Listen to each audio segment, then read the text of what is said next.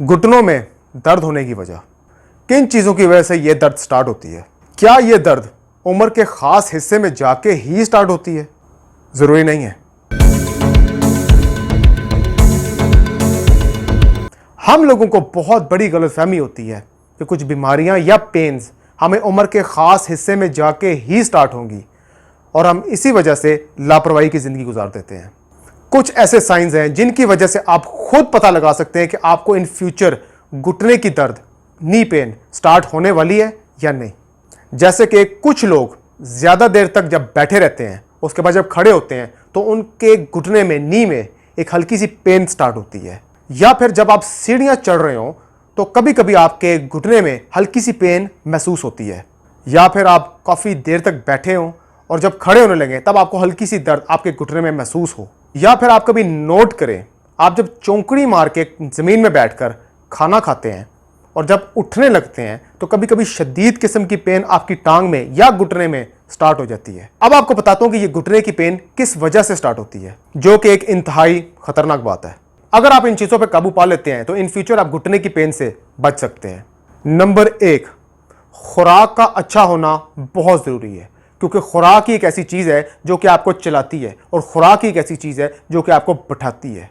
आपने बचपन में अक्सर ही अपने बड़ों से सुना होगा कि बेटा पंजीरी खाया कर, तेरी कमर मजबूत रहेगी, बेटा खालिस दूध पिया कर, तेरी हड्डियां मजबूत रहेंगी। और तब हम उन बड़ों को इग्नोर किया करते थे और वो 100% सच कहते थे।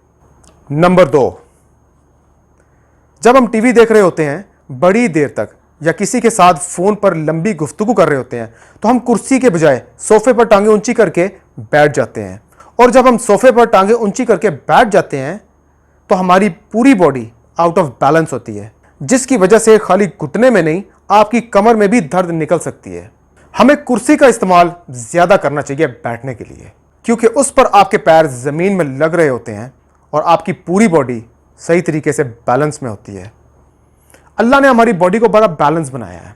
आपको एक छोटी सी मिसाल देता हूं कि अगर आप एक टांग पर खड़े होकर खाना खाएं, आपका खाना तो हजम हो जाएगा, लेकिन आपकी उस टांग पर जिस पे वजन पड़ रहा है वो दर्द होना शुरू हो जाएगी। इसलिए बॉडी का बैलेंस होना बहुत ज़रूरी है। नंबर 3, अगर आपका वजन ज़्यादा है तो एक घुटने में जो 4 किलो वजन पड़ना है उस पर 6 किलो या 8 किलो पड़ रहा है तो ऑटोमेटिकली आपका घुटना कमज़ोर होगा। कुछ लोग ये सवाल करते हैं कि हम अपने घुटने के दर्द की वजह से अपना वेट नहीं कम कर पा रहे क्योंकि हम जिम नहीं जा सकते, वॉक नहीं कर सकते, जॉगिंग नहीं कर सकते, कोई एक्सरसाइज नहीं कर सकते।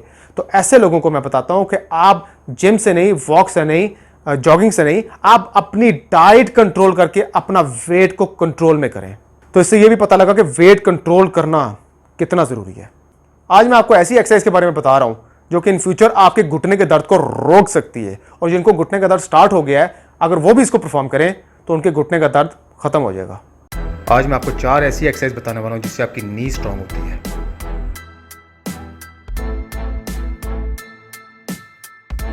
पहली एक्सरसाइज, सबसे पहले आपने इस तरह का राउंड कुशन का इस्तेमाल करना है जो कि आपके घर में इजीली अवेलेबल होगा। उसको अपने नी के नीचे आपने इस तरीके से सेट करना है और इसके 3 सेट्स लगाने हैं, 20, 15 और 10 के।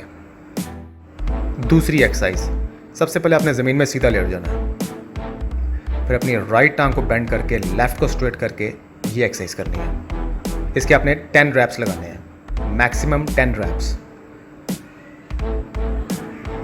फिर अपनी राइट टांग को सीधा कर लें और लेफ्ट को बेंड कर लें। इसके भी आपने 10 रैप्स लगाने हैं और इस तरह आप इसके 3 सेट्स लगाएंगे।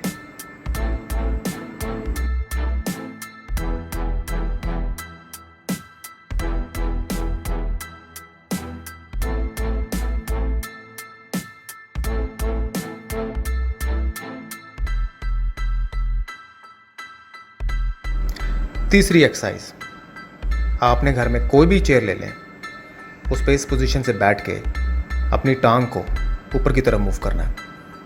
पहले राइट टांग को 20 रैप्स लगाएंगे, फिर हम लेफ्ट टांग को 20 रैप्स लगाएंगे। इस तरीके से आपने 3 सेट्स करने हैं, 20, 15 और 10 के।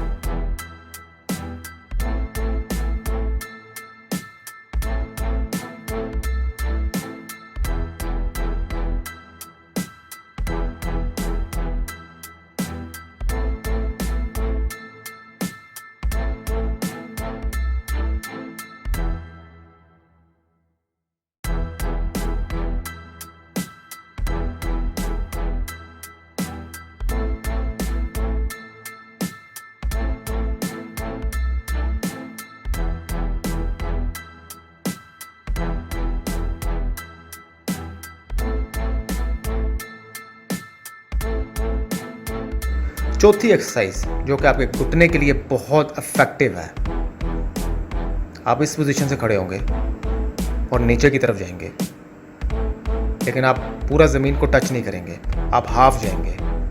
इसके आपने 3 सेट्स लगाने हैं, 20, 15 और 10।